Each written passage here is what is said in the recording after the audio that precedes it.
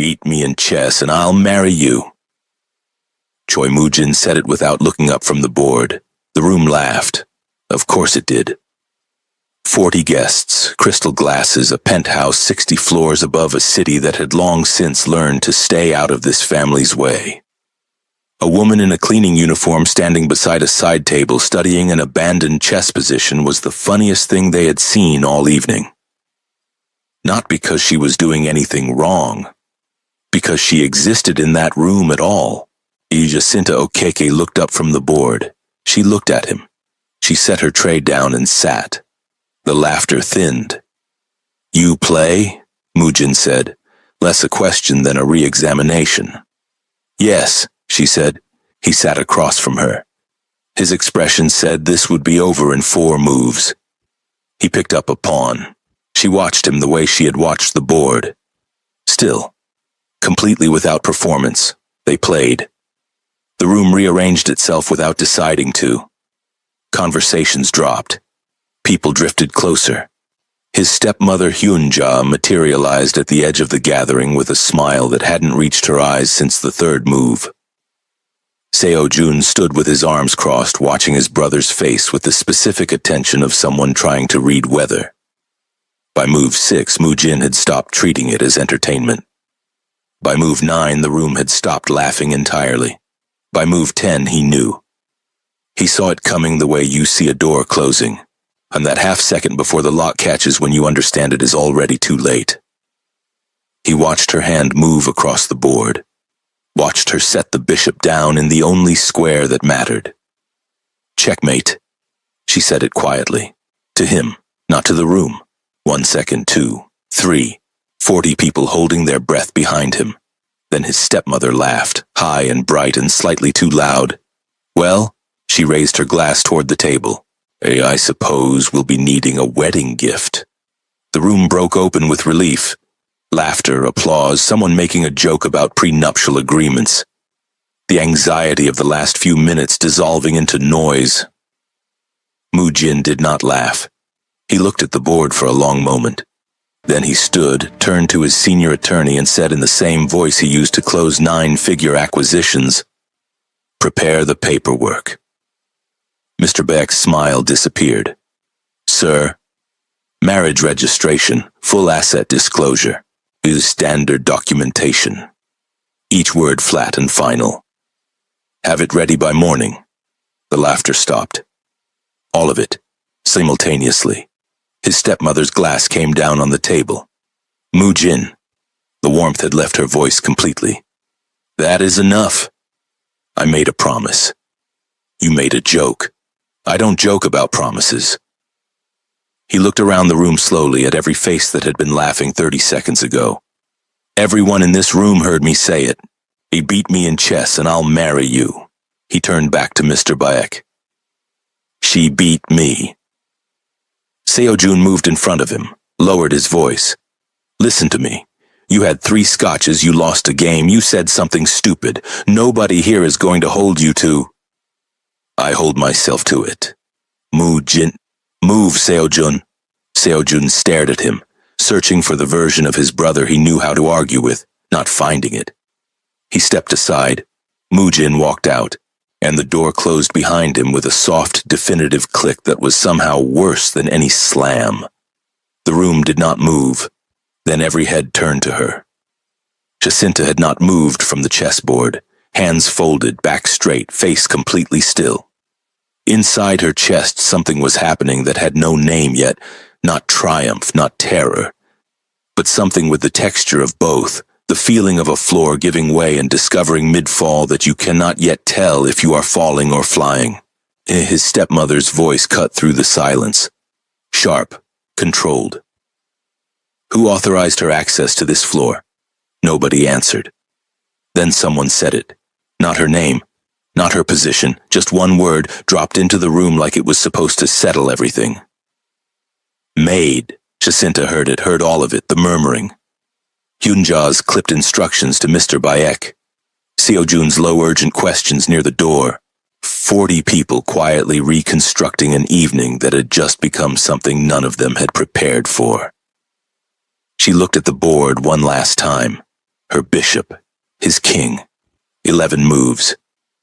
She stood, smoothed her uniform, picked up her tray with the slow, unhurried motion of a woman who had decided long ago that no room, regardless of what it contained, would ever see her hands shake.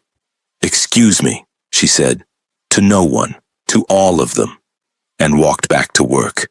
Behind her, the room erupted. She did not turn around. She moved through the door with her tray and her $200 monthly rent and the straightness of a spine that understood one thing clearly. Dignity is not given by rooms like that one. It is carried in. By morning, she would be Mrs. Choi. By morning, every person in that room would be moving to destroy her. And the woman who had spent 3 years perfecting the art of invisibility was about to discover what happens when the most dangerous family in the city decides you can no longer be ignored. Before we go further, stop for a moment. If this opening already has something sitting heavy in your chest, you're exactly who this story was made for. This channel is built for people who understand that power without principle is just cruelty in a suit. If that lands, you can hit subscribe now and take a side in the comments. Would you have run or stayed? Because Jacinta's answer might surprise you. The announcement hit the family like a stone thrown into standing water. The ripples were immediate, violent, and spreading. His stepmother, Choi Hyun-ja, was the first to act. She had been married to Moo-jin's father for 11 years before his death, long enough to accumulate significant influence over the family's financial infrastructure, long enough to understand exactly how to make structural damage look like concern. She requested a private meeting with Moo-jin within the hour. He gave her 7 minutes. "This is madness," she said. She did not sit down. She stood in the middle of his office with that particular energy of a woman accustomed to winning through elegant persistence. "You cannot marry a cleaning girl because of a chess game." "I can," he said without looking up from his documents. "And I intend to. The board answers to the company's performance, not my personal life. Your personal life is inseparable from Hyun-ja." He looked up then. His voice was entirely level. "I didn't invite you here to change my mind. If you have business concerns, document them formally. If you came here to express personal objections, we're done." She left. Seo Jun arrived 20 minutes later. He was different from his brother, louder, warmer, accustomed to sliding through tension rather than standing in it. He sat in the chair across from Moo-jin's desk and stared at him for a long moment. "Are you doing this to make a point?" Seo Jun asked. "I made a promise. You make promises in boardrooms all the time and find legal language to soften them. Not verbal promises, not in front of witnesses." Moo-jin turned a page. "She won fairly. I don't punish people for beating me." Seo Jun leaned forward. "She's a maid, Moo-jin. She's a mathematician who's currently working as a maid." Moo-jin finally set his pen down. "There is a difference, and I suggest you learn it before you say something to her that you can't take back." Seo Jun left less certain than he arrived. Meanwhile, Jacinta was standing in her apartment having a different kind of conversation with the attorney, who had appeared at her door at 9 in the morning carrying a leather briefcase and a look of professional neutrality that she suspected took years to develop. "He's serious," she said, not as a question. "Mr. Choi is always serious," the attorney said. She looked around her apartment. Plastic dining table, old couch with a throw blanket hiding a broken spring, the sink that leaked slightly unless you turned the handle at the right angle. 3 years of careful, disciplined survival in approximately 500 square feet. "What do I get?" she asked. The attorney blinked. "I beg your pardon?" "What are the terms? What does he want from this arrangement?" She crossed her arms. "I assume there's a document. Outline the document." He was quiet for a moment, then he opened his briefcase. She read every page. She asked specific questions about 3 clauses. She struck out one paragraph entirely and wrote her own replacement in the margin, and the attorney photographed it and sent it to Mu-jin. 30 minutes later, her version came back. Approved. Something shifted in her expression when she saw that. Not softness, not relief. Just a very small recalibration. The wedding was arranged in 48 hours because Mu-jin moved at the speed of decisions already made. There was no engagement dinner, no venue debate, no flowers chosen from a catalog.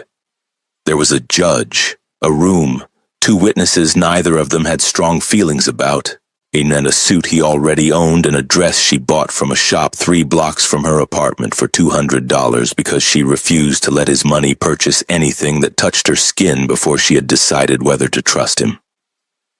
She looked composed in photographs. She was not composed. She was running calculations. The family escalation in those 48 hours reached a temperature that required management.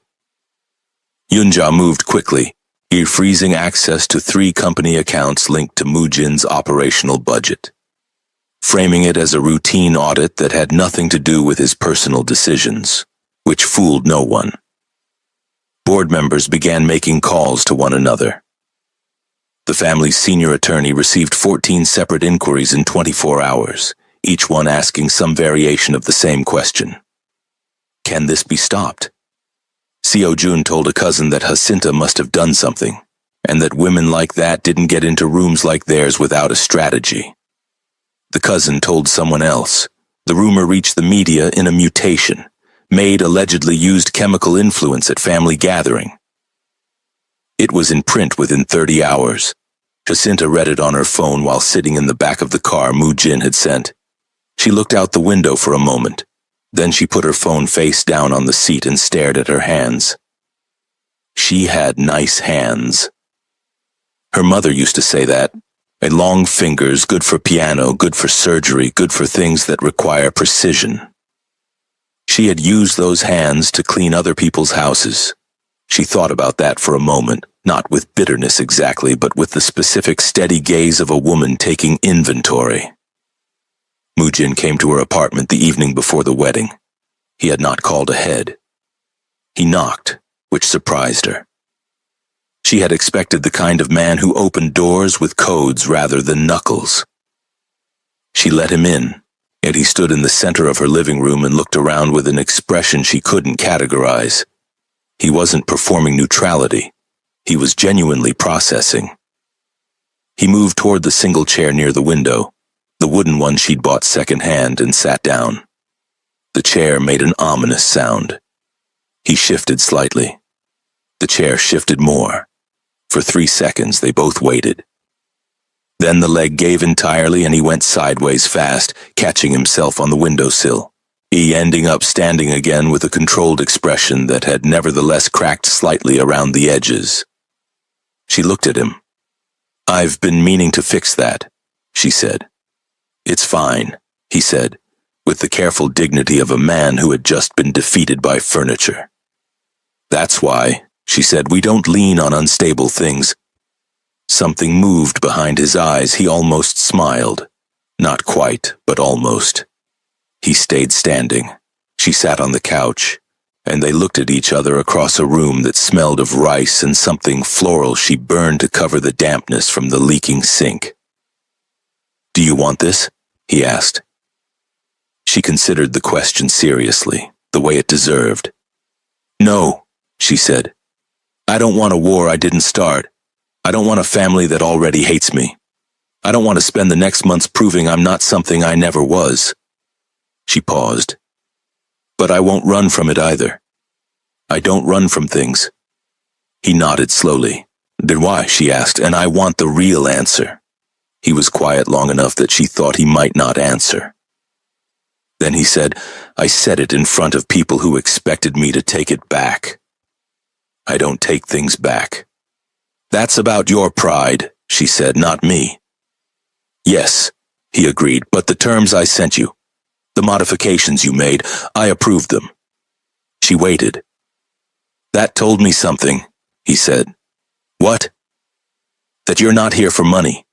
He met her eyes, nor I would have known it by now.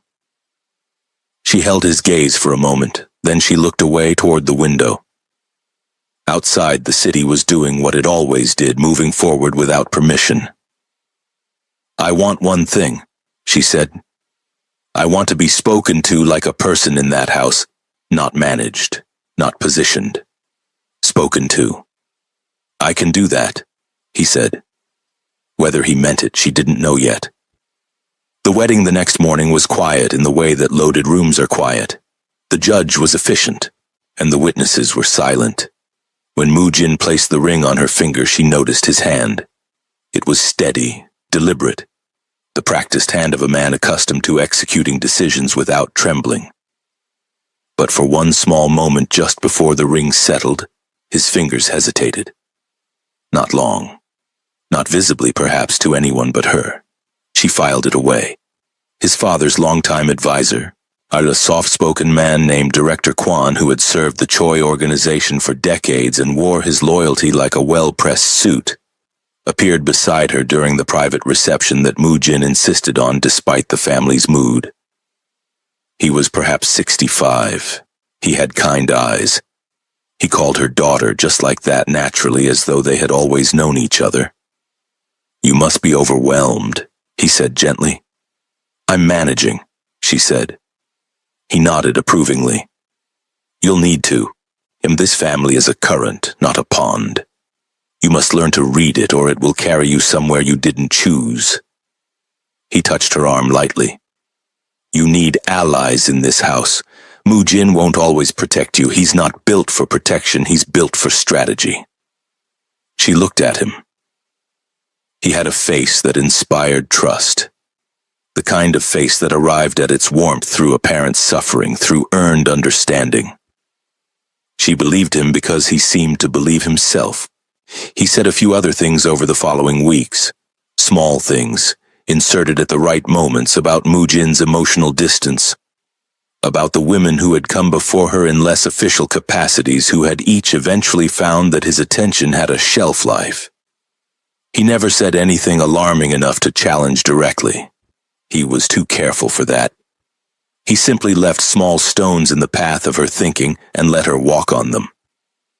She didn't tell Mu-jin about the conversations, and she processed them internally, the way she processed everything, alone, in sequence, until the sequences started to form a shape she didn't like.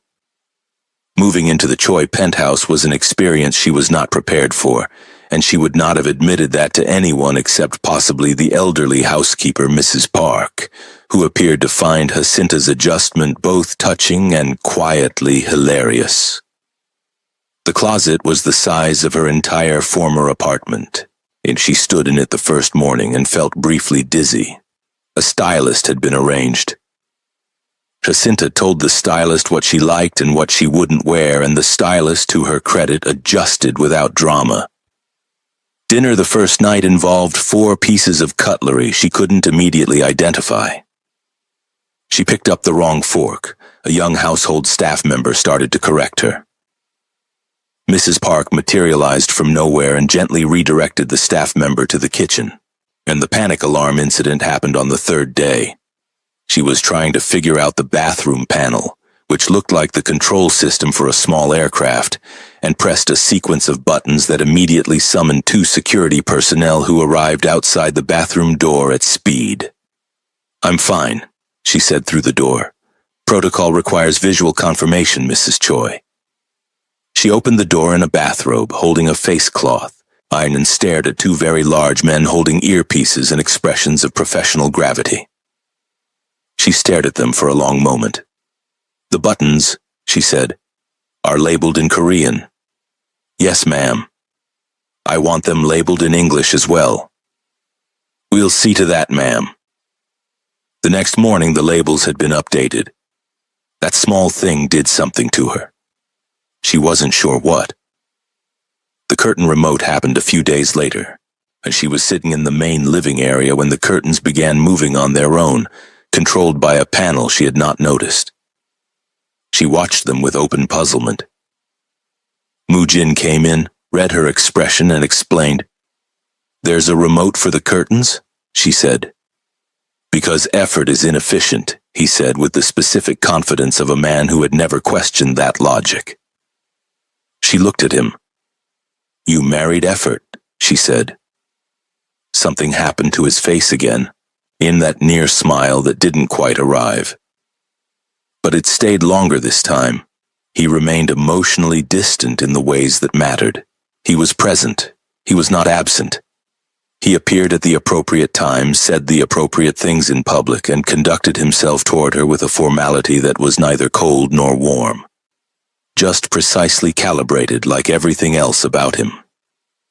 She found herself trying to find the cracks in the calibration and not finding them, and the political alliance dinner came 3 weeks in. Her name was Lee Yeon-soo. She arrived in a dress that cost more than Jacinta's first year of salary in this country, and carried herself with the specific assurance of a woman who had always been considered appropriate by people who defined appropriate. She had history with Moo Jin. Everyone at the table seemed to know that history. No one acknowledged it directly, which is how you know a thing is significant. Jacinta was not insecure, as she was practical. She understood power dynamics, and she understood what she looked like beside the collected elegance of the family's preferred vision for Moo Jin. But she had been managing her responses to hostile environments for years, and she was good at stillness. What she wasn't good at was incomplete information. She passed the doorway of the smaller sitting room near the end of the evening and heard laughter. Moo Jin's voice, lower than usual. Yeon-soo's voice, lighter. Not intimate laughter. She didn't know that because she didn't hear the context. She heard the sound of two people comfortable with each other in a way she and Moo Jin were not yet, and she walked past without slowing down. She did not ask him about it. She went to bed early and lay in the dark and let the conversation with Director Kwon about shelf life replay itself without her permission. When Moo Jin noticed her withdrawal the next morning and asked, she said, "It's nothing." He looked at her for a moment with an expression that said he didn't believe her. He didn't push. She interpreted his not pushing as confirmation that he didn't care enough to push. He interpreted her silence as evidence that she had no investment in the marriage beyond its terms. They were both wrong, but the distance had begun. She started spending time with Mrs. Park not because she had no one else, but because Mrs. Park was the only person in the building who treated her like a continuous human being, rather than a variable in someone else's equation. The older woman had worked in the Choi house for 19 years. She had watched every version of this family at its best and its worst. She did not gossip. She observed and occasionally commented, and her comments when they came landed with the specific precision of someone who had earned the right to them. "You think too much alone," Mrs. Park told her one afternoon, setting tea in front of her. "That is a dangerous habit in a house full of people who are also thinking alone." Jacinta wrapped her hands around the cup. "He doesn't talk to me. You don't talk to him. I speak to him constantly. Speaking and talking are not the same thing." Mrs. Park sat across from her without being invited, which Jacinta appreciated. He was raised not to need things. He does not know how to need things out loud. Even if you wait for him to open the door, it will stay closed. She paused. "But that is also not your obligation. I'm only telling you what is." Jacinta stared into her tea. "What was he like before?" she asked. Mrs. Park was quiet for a moment. "Precise," she finally said. "He has always been precise. But there was a period years ago when he laughed more, before his father got sick, before the weight became his alone." She refilled her own cup. "He gave a puppy away once, when his father said it was a distraction. He gave it away without saying anything about it. But I saw his face the day it left." Jacinta said nothing. "He stores things," Mrs. Park said. "He does not discard them."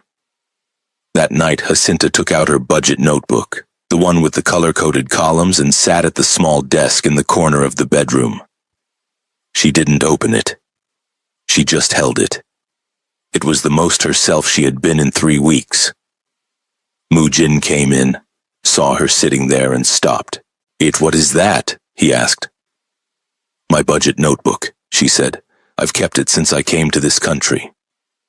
He looked at it for a moment. Something moved across his face that she couldn't name. He said, "I looked up your university, your department ranking." She looked up. "Top 8%, he said. "In the year you graduated." She said nothing. "I'm telling you I know," he said, "in case you thought I didn't." He went to his desk and opened his laptop. She looked at the back of his head for a long moment, then opened her notebook, and for a few minutes they sat in the same room, each doing their own quiet thing. And it was the most peace she had felt since walking through his front door. It didn't last. The encrypted email surfaced on a Tuesday. It appeared during a board meeting she had been asked to attend, a symbolic move on Mujin's part to establish her standing. And that was already tense before it began, because Hyunja had spent the intervening weeks working the room quietly, placing doubts like furniture in a hallway, arranged where you'd walk into them in the dark. The board member who presented the email did so with the careful theatrical neutrality of someone who had rehearsed the presentation. A message apparently originating from a device linked to Jacinta's IP address, sent to a secured channel associated with the rival Shin organization, and the content suggested an exchange of information about the Choi family's internal restructuring schedule. The room went very still. Jacinta felt the stillness land on her like something physical. She looked at Mujin. He was looking at the document. His face was the controlled, recalibrated face she had seen at the chess table. But his eyes, when they moved briefly to hers, were something she had not seen in them before. Doubt, not certainty, not accusation, just doubt. Which is sometimes worse because it means the verdict hasn't arrived yet, but the trial has already begun. He did not defend her immediately. She waited 3 seconds because that is how long it took her to be certain she had not misread the moment. She had not. He looked back at the document and said to the board, "I'll review this personally." That was all. The room exhaled. She sat very still for the remaining 20 minutes of the meeting and said nothing, which took a quality of discipline she had not previously been required to produce in a single sustained effort. When they were alone, the confrontation happened in the study, the one with the floor-to-ceiling windows that looked over the city. She stood near the door. He stood near the desk. "You didn't defend me," she said. Not with tears, not with raised volume, just the factual statement of a woman recording what had happened. "I didn't accuse you," he said, "and that isn't the same thing. I need to verify the information before—" "You married me," she said. "You stood in front of a judge and put a ring on my finger, and a board member puts a document on a table, and you look at it like you're deciding whether I'm a stranger." Her voice stayed level. She was proud of that later. "You married me, but you don't trust me." He met her eyes. "I trust evidence." She looked at him for a moment that lasted longer than its seconds. "Wrong answer," she said. She moved to the guest suite that night. He did not stop her. The guest suite was smaller than the main bedroom by about a third, which still made it the largest room Jacinta had ever slept in alone. She sat on the edge of the bed and looked at the wall and did not cry, because crying required a kind of release she wasn't ready for. And release required believing the worst was over, and she did not believe that yet. She thought about Lagos, about her mother's kitchen, which smelled of groundnut oil, and the specific warmth of a gas burner that had been running since before Jacinta was born. About the chalkboard in her classroom, the rows of students who had groaned at simultaneous equations, and then lit up when they finally understood them. About the precise moment understanding arrived on a young face, that small widening, that breath. She had been good at producing that moment. She had been good at teaching. She was not sure what she was good at now. She took out her budget notebook. She didn't open it. She set it on the nightstand and looked at it until her eyes stopped burning. And then she lay down without changing her clothes and stared at the ceiling, until the city outside the windows turned from dark to gray. Mujin sat in his study until 3 in the morning reviewing the email forensics himself. Not because he doubted her exactly, but because doubt is not a switch you turn off with willpower. It is a current, and it runs until you find its source. He found 2 things that night. First, the metadata was slightly wrong in the way that professionally fabricated evidence is always slightly wrong. Not wrong enough to announce itself, but wrong in the small technical corners where authenticity lives. Second, and more importantly, he found himself making a list. He did not mean to make the list. It assembled itself. She had asked for the contract terms before agreeing to anything, and she had struck out a clause and written her own. She had asked what she was getting, not what she could take. She had lived in that apartment for 3 years, and the only thing she owned of any value was a mathematics degree she was not using. She had never once in the weeks since entering his house requested money beyond what the arrangement specified. She had not complained about the family. She had not maneuvered. People who were extracting information for rival organizations did not behave like that. They behaved differently. He had seen enough betrayal in his life to recognize its posture. It had a particular kind of performance to it, an excess of warmth in the right places, a careful attention to access points. Jacinta had none of that. She had distance and pride and a budget notebook with color-coded columns. He sat with that for a long time. In the morning, he stood outside the guest suite door for 90 seconds before walking away. Mrs. Park found Jacinta in the kitchen at 6:15, which surprised the kitchen staff, who were not accustomed to finding Mrs. Choi standing at the counter making her own tea. Jacinta was not in the mood to explain herself to anyone. She nodded at the staff, made her tea, and carried it to the small breakfast area near the garden window. Mrs. Park followed without being asked, in which was by now a pattern Jacinta had stopped resisting. They sat. "He didn't defend you," Mrs. Park said. "No. He will regret that." "He doesn't regret things," Jacinta said. "He analyzes them." Same conclusion, different process. Mrs. Park wrapped her hands around her own cup.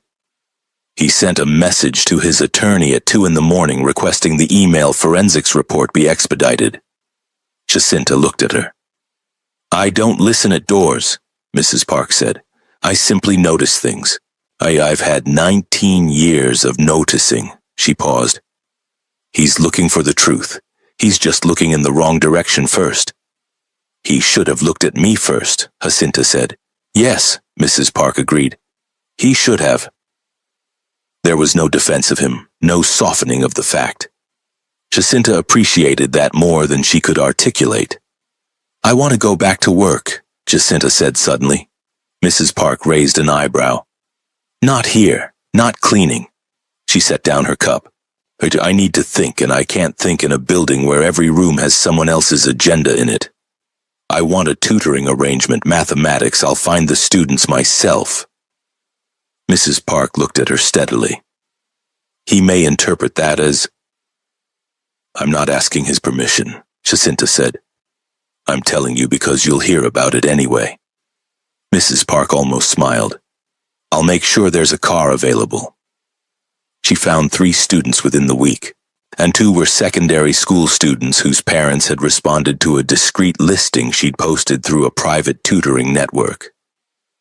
The 3rd was the 22-year-old daughter of a board member, which Jacinta had not known when she accepted the inquiry, and which she refused to reverse when she found out, because reversing it would have been exactly the kind of small strategic retreat she had decided she was done making. It was during the 2nd week of tutoring sessions, in a study room she'd arranged at a public library 2 kilometers from the penthouse, that she noticed something. She was working with her laptop open between sessions, running through her email, when she saw a notification she almost dismissed. A calendar sync from the household management system she'd been given access to, one of the administrative tools Mujin's team had set up for her. The notification flagged an anomaly in device access logs. Something small, Something that would have meant nothing to most people and meant everything to someone who had spent 4 years teaching logic to teenagers. A device had accessed the household network on the evening the email was sent. The device ID was logged. She wrote it down. She did not tell Mujin. She thought about telling him. She held the decision in her hands like a stone, testing its weight, examining its edges. Then she put it in her pocket and kept moving. If she told him, he would take it from her. He would hand it to his security team and she would become a recipient of the outcome rather than an architect of it. She had spent 3 years being a recipient in other people's buildings. She was done. She began working quietly. Meanwhile, across the penthouse, the family's campaign against her continued with the patient efficiency of people who had been fighting internal wars for years and understood that erosion is more reliable than explosion. And Seo-jun had not been actively hostile, which distinguished him from Hyunja but did not make him an ally. He moved through the conflict with the careful neutrality of a man who was waiting to see which direction would cost him less. He had grown up in the same cold house as Mujin, had absorbed the same lessons about love being leverage, but had responded by becoming gregarious rather than controlled. He was likable in the way that people who need to be liked tend to be, which meant his warmth was genuine and his loyalty was contingent. He appeared in the doorway of the library one morning when Jacinta was working, which surprised her because she hadn't told him she would be there. "You're not what I expected," he said, which was not an apology but was adjacent to one. "I know what you expected," she said without hostility. "You expected someone who would break down crying and go home." He sat across from her without being invited, as she noted that the men in this family were incapable of asking permission to sit. "The email was planted," he said. She looked up. "I didn't know when it happened," he said. "I want to be clear about that. I heard the theory that you were manipulating him and I—" He stopped. "I didn't investigate. I preferred the simpler version." She held his gaze. "Who?" she said. "I have a strong instinct," he said. "Not proof. Instinct isn't useful to me." "I know." He leaned forward.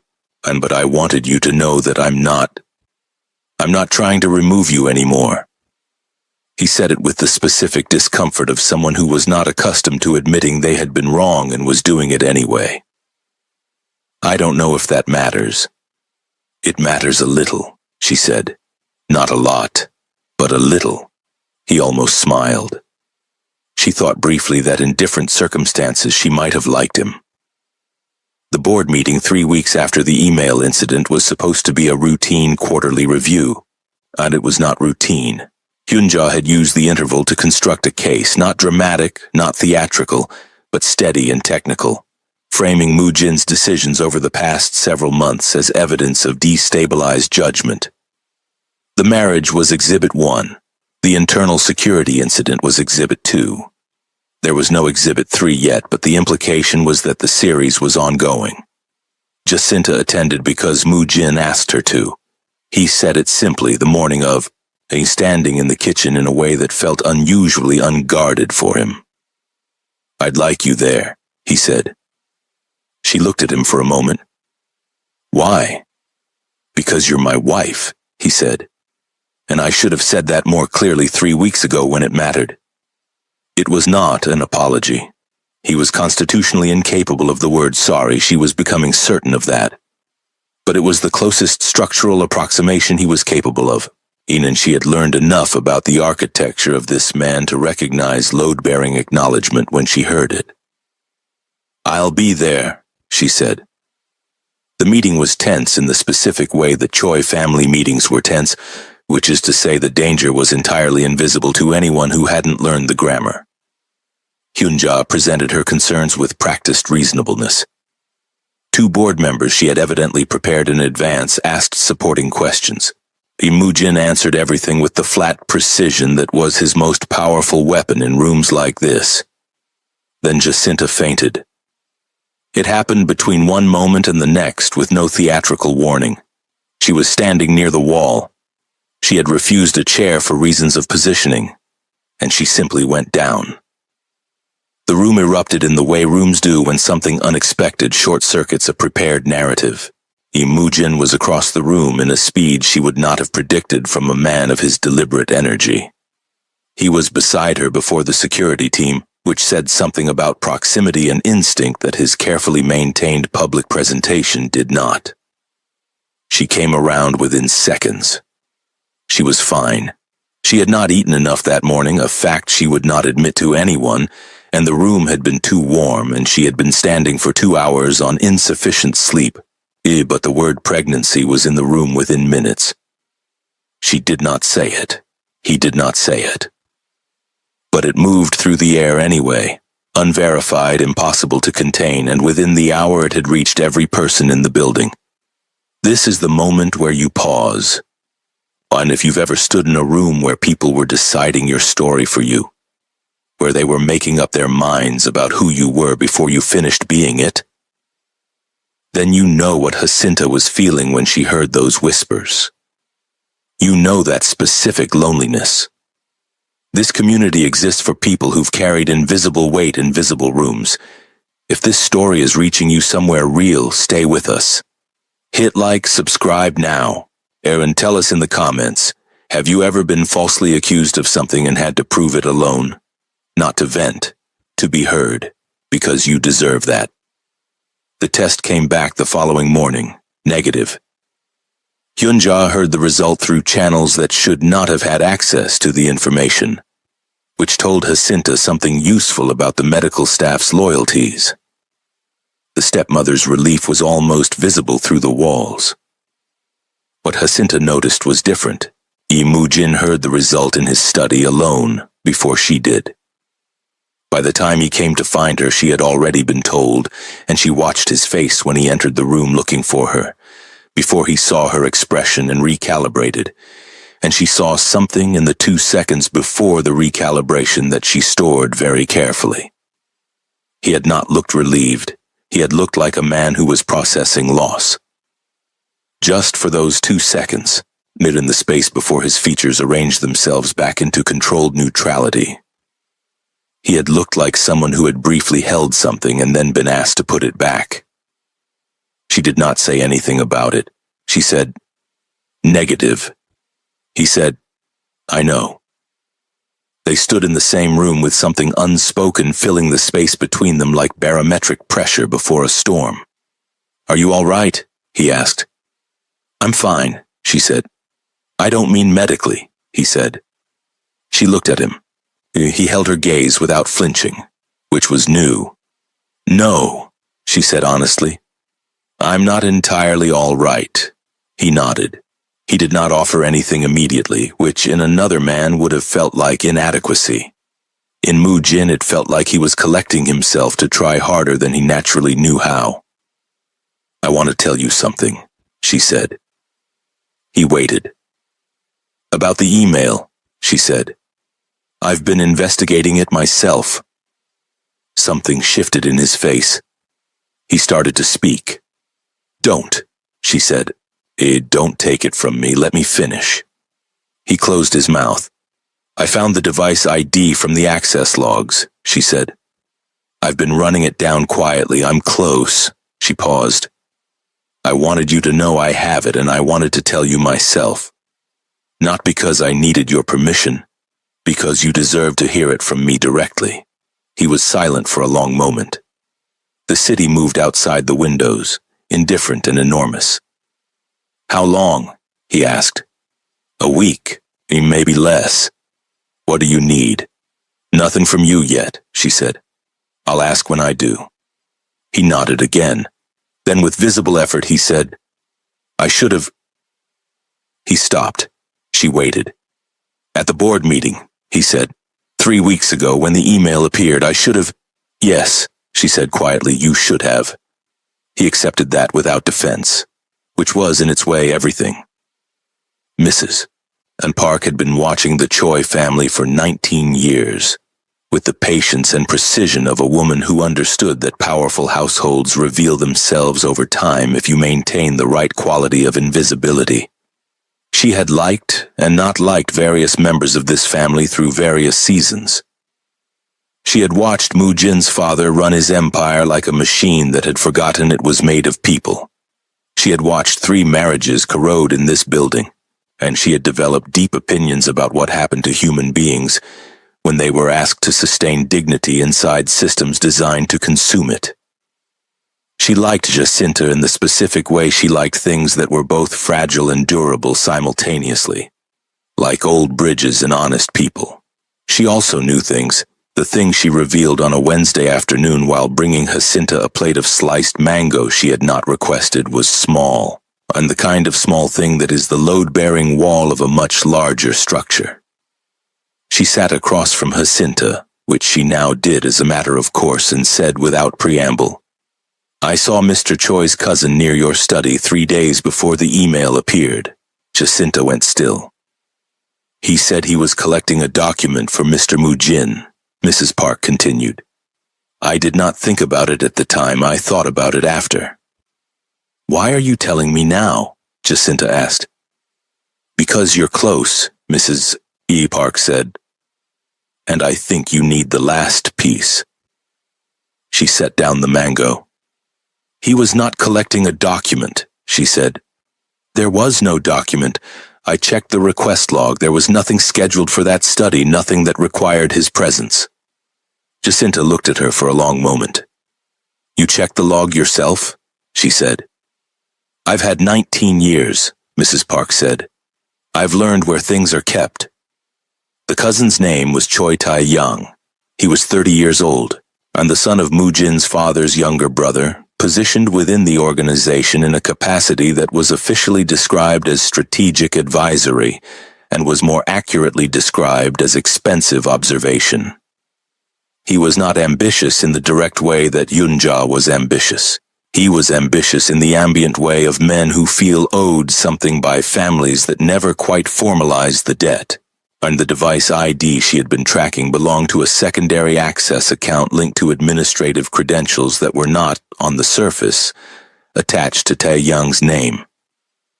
But administrative credentials existed in systems, and systems had shadows, and Jacinta had spent years teaching students that every number, every variable, every sequence had an origin that could be traced if you were patient enough and stubborn enough and had nothing else to do at 2 in the morning. And she found the link on a Thursday. She sat with it for 6 hours before she decided what to do with it. She did not immediately go to Mu Jin. She went back through everything. The original email, the metadata she'd flagged weeks ago, the device log, the access credentials, the timeline of Tae-yang's movement in the household that Mrs. Park had quietly documented for her. She built the chain from origin to execution, made sure every link held, tested the weakest connections twice, and then she sat in the small breakfast room where she and Mrs. Park had shared tea countless times, with all of it laid out on her laptop screen. And she thought about what it meant. Tae-young had not acted alone. The sophistication of the execution, the choice of the Shin organization's channel as the apparent destination, the timing relative to the board meeting, all of that required knowledge of the family's internal operations at a level Tae-young had access to but not expertise in. Someone had designed the framework. He had been the hands.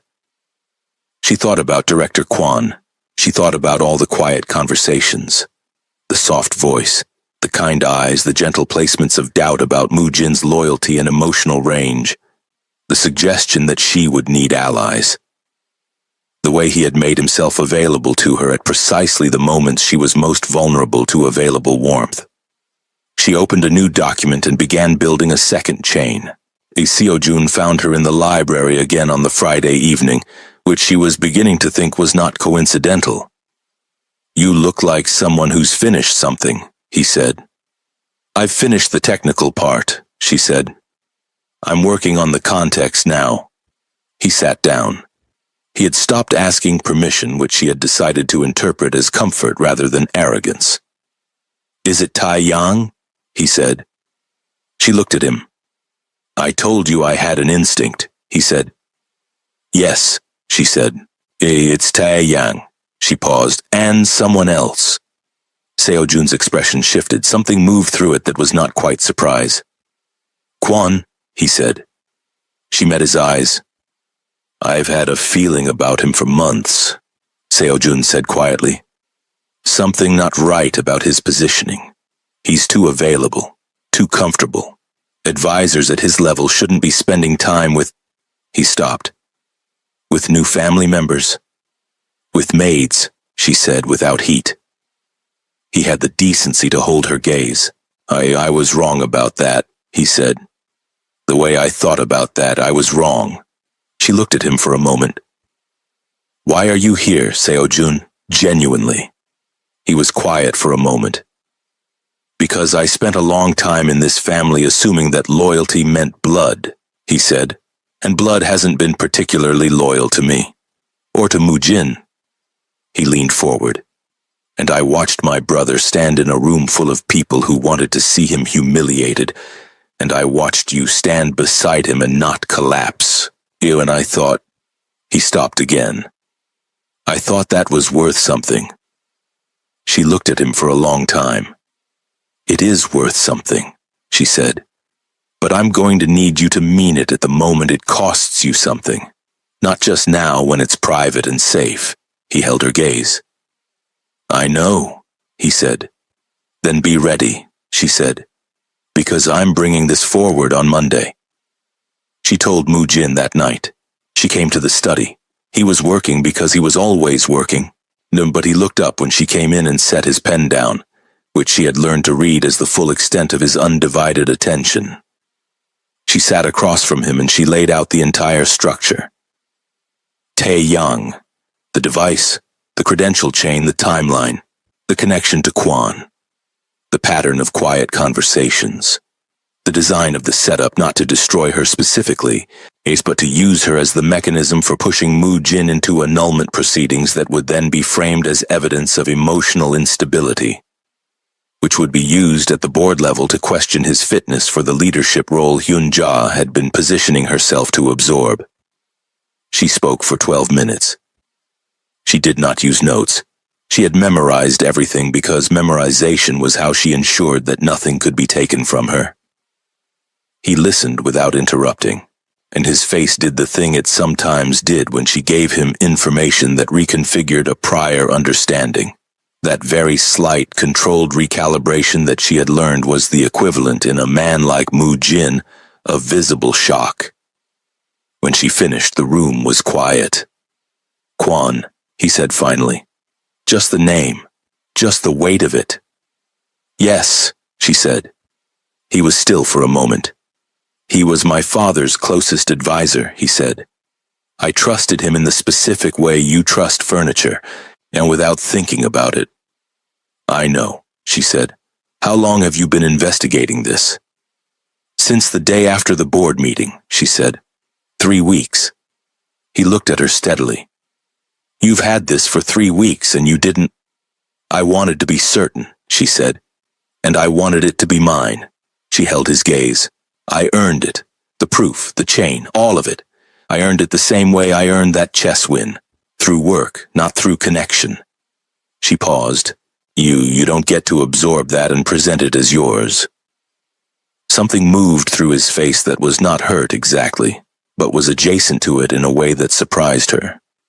"I wouldn't," he said. "Good," she said. "Then we go together Monday. Equal standing. My name on the presentation." "Yes," he said. She stood up. He stood up because he always stood when she did, which was one of the things about him that had consistently surprised her, on the small formal gestures of consideration that appeared in places she did not expect them. "Jacinta," he said. She stopped. "I looked for the truth," he said. "After the meeting. That night. I found enough to know the email wasn't right. I should have come to you immediately. I chose analysis over—" He stopped. He was having difficulty with the end of the sentence. "Over me," she said quietly. "Yes," he said. The word landed in the space between them. She looked at him, and he was standing very still with the expression of a man who had learned over decades to present stillness as strength. and was discovering at 36 that stillness was not always the appropriate response to the moment in front of him. "That's the first honest thing you've said to me since we got married," she said. He held her gaze. "Good night, Mujin," she said. She walked out. He stood in the study for a long time after she left, and the city turned outside his windows, and he thought about chess, about how every piece on the board had a defined range of movement, about how he had studied the game for 30 years and understood its architecture completely, about how she had beaten him anyway. Not through a move he hadn't seen coming, through a sequence he had seen and underestimated. He had made that error once. He did not intend to make it again. Monday arrived the way consequential days tend to, quietly from the outside, enormous from within. Jacinta wore the dress she had bought from the shop 3 blocks from her old apartment. The $200 dress she had worn to the wedding because she wanted to walk into that boardroom as the same woman who had entered this marriage. Not the transformed version, not the adapted version, the original. Mrs. Park saw her in the corridor and said nothing, just gave a single nod that carried the weight of 19 years. Seo Jun was waiting in the hallway outside the boardroom. He had arrived early, which Jacinta had not expected. He looked at her and straightened. "Ready?" he said. "Are you?" she said. "Yes," he said with the clarity of someone who had made the decision before arriving. Mujin appeared from the elevator with the lead attorney and 2 members of the technical security team who carried the evidence chain on a secured drive. He looked at Jacinta, and she looked at him. And for a moment in that corridor, something passed between them that was not words and not gestures and not the formal contractual relation they had arranged in front of a judge. It was just 2 people standing on the same side. "Together?" he said. "Together," she said. They walked in. The boardroom was full. Hyunja was there, composed and elegant and carrying the specific energy of a woman who had spent the weekend certain that Monday would be productive for her. Taeyang was there, a position near the back, which Jacinta noted. Director Kwan was seated near the head of the table, his habitual expression of gentle authority intact. She did not look at him directly when she entered. She looked at the presentation screen. She opened her laptop. She connected to the system. Mujin stood at the head of the table. "Before we begin the quarterly review," he said, "I want to address the security incident that was raised at the last meeting. New evidence has emerged. My wife will present it." The room shifted. Hyunja's expression did not change. She was too practiced for that. But something in her stillness changed quality. Jacinta stood. She presented the evidence chain in 11 minutes, which was exactly how long she had timed it. She did not editorialize. She did not perform. She presented data, sequence, and conclusion the way she had once presented mathematical proofs to teenagers who needed to understand that the universe operated on logic, and that logic was traceable if you were willing to follow it to its end. When she reached the conclusion, she showed the final connection. The device, the credentials, the timeline. The coordination between Taeyang's physical access to her study and the transmission of the manufactured email. Then she showed the second layer. Kwan's communication logs.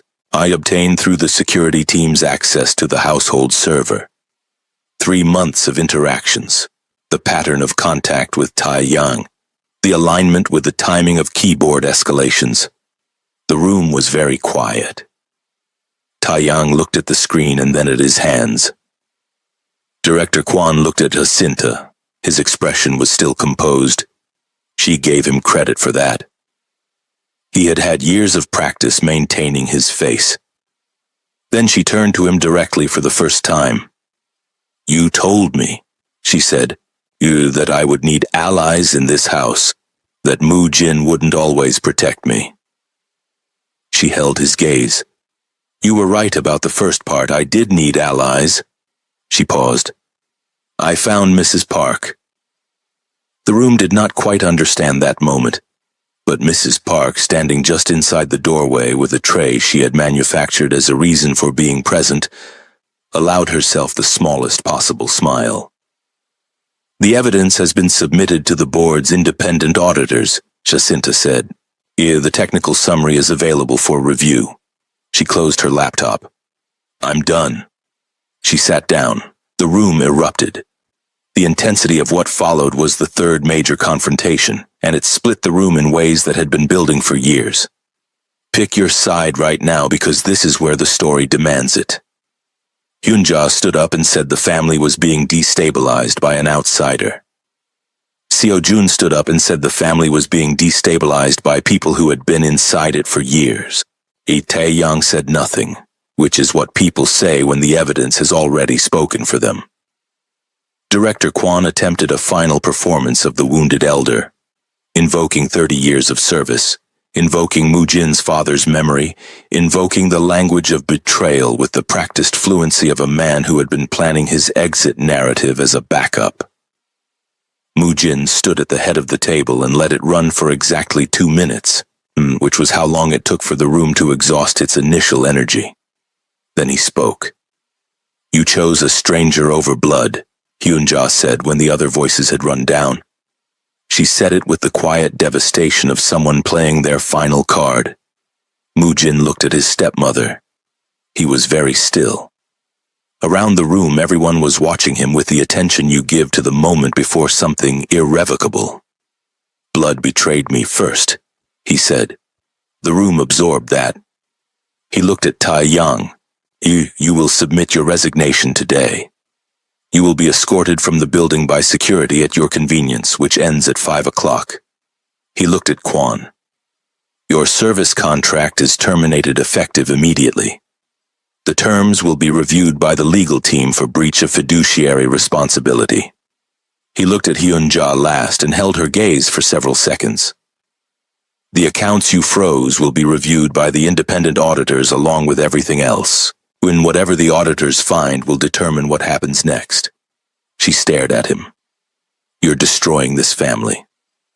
No, he said quietly. I'm finding out what was left of it. He sat down. The meeting continued because meetings always continue. Business is indifferent to the human wreckage of its participants. Numbers were reviewed. Reports were acknowledged. The auditor assignments were formalized. It lasted another 40 minutes. When it ended and the room emptied, Jacinta sat in her chair until most people had left. She was very tired. Not dramatically tired, not emotionally exhausted in a way that required performance. Just the deep, specific tiredness of someone who had been carrying weight at a sustained pace and had now put it down. Seo-jun paused beside her on his way out. Well, he said. Yes, she said.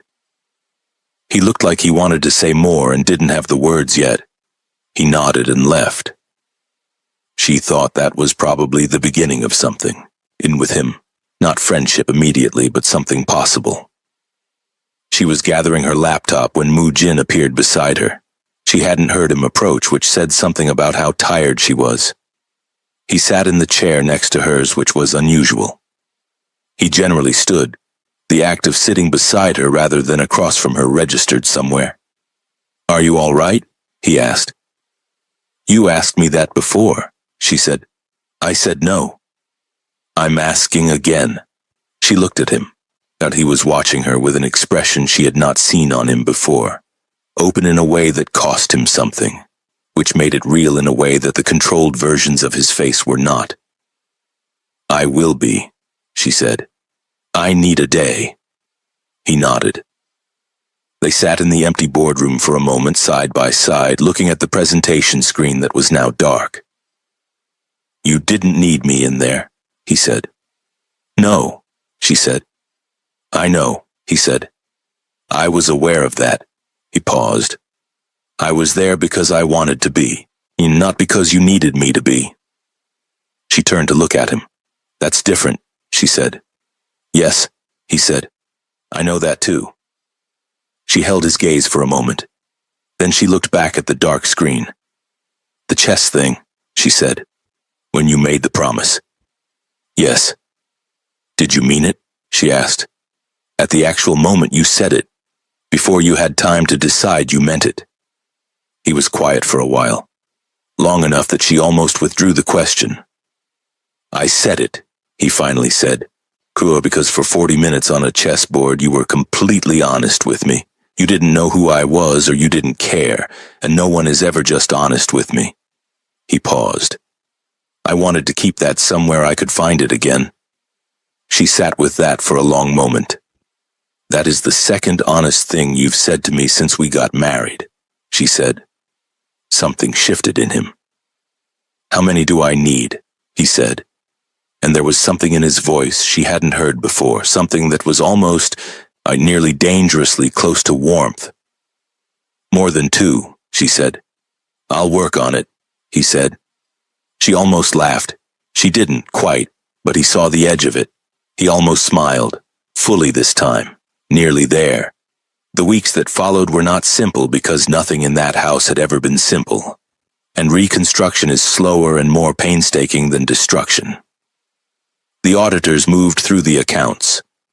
Hyunja retained a legal team and contested the findings in the measured, procedural way of someone who was not done. Tae-young was gone. Kwon was gone. The family structure fractured began the slow process of reorganizing around the fractures rather than pretending they weren't there.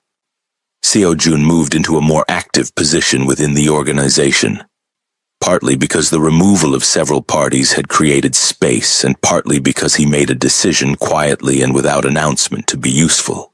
He checked in with Jacinta twice a week in the way that people check in when they are doing penance without calling it penance. She accepted the check-ins and the penance without mentioning either. She expanded her tutoring. 4 students became 7.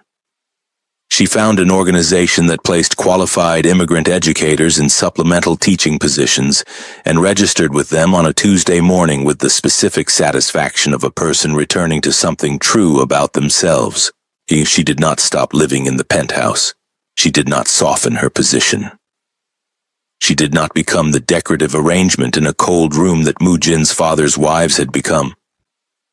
She moved through the building with the same direct economy of motion she had brought to every space she had ever occupied, and she expected to be spoken to like a person, and mostly, increasingly, she was. The small moments accumulated. He brought her coffee one morning without being asked, which meant he had noticed how she took it, which meant he had been paying attention to her in the specific, quiet way that is more intimate than declarations. She found a chess app installed on the tablet she used for work, which she had not installed herself. There was no note. There was no explanation. She opened it and found a game in progress, white pieces having made their opening move. She made her response and set the tablet down.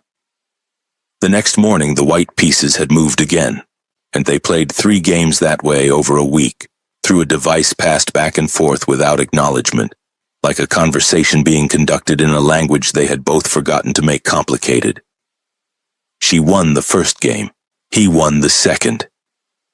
The third was ongoing. The evening it finally broke open genuinely was not dramatic. It was the absence of drama that made it real. She was sitting in the garden, at the small enclosed space off the east side of the penthouse that she had claimed in her second week, because no one else seemed to use it and she needed somewhere that was entirely hers. She was reading. The city was below and around her, making its perpetual indifferent noise. He came and sat beside her, not across from her. Beside her. In the other garden chair that she had never seen anyone sit in before. She didn't look up immediately. He didn't say anything for a while. I looked up your university, he said finally. Again. This time I looked up the faculty you would have been part of if you'd stayed. She looked up. There's a visiting researcher position, he said. Through a partnership the university here has with your former institution. It opened last month. He paused. I thought you should know about it. She looked at him for a long moment. He was looking at the city. You're not offering to get it for me, she said. No, he said. You'd destroy me if I tried. She almost laughed again, closer this time. I'm telling you it exists, he said, because you're qualified for it, and because... He stopped. She waited. Because watching you teach, he said, through the window of the library when you didn't know I was there. You were different, the way you were with your students. He paused. That's who you are when nobody's watching you be anything else. She looked at him for a long time. He still wasn't looking at her, and what she understood was how he was able to say it.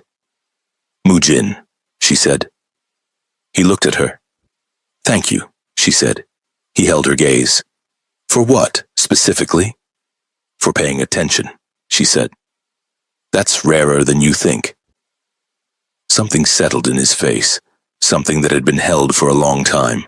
Some sustained tension that lived in the architecture of him shifted slightly, like a building deciding the wind is not a threat. He looked back at the city.